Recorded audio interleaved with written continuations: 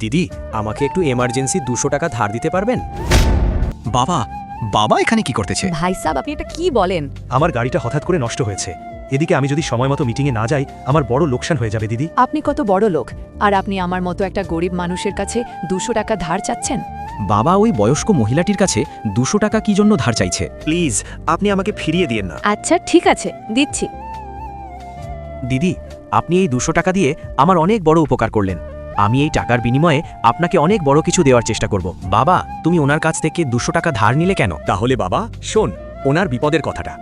ওই বুড়ি, তোকে কতদিন থেকে বলতেছি বাড়ি ভাড়াটা পরিশোধ কর। তোর কি এই বাড়িতে থাকার ইচ্ছে নাই নাকি? ম্যাম সাহেব, আমাকে আর কটা দিন সময় দেন, আমি খুব শীঘ্রই আপনার টাকাটা পরিশোধ করব। তোকে আমি 8 দিন সময় দিলাম।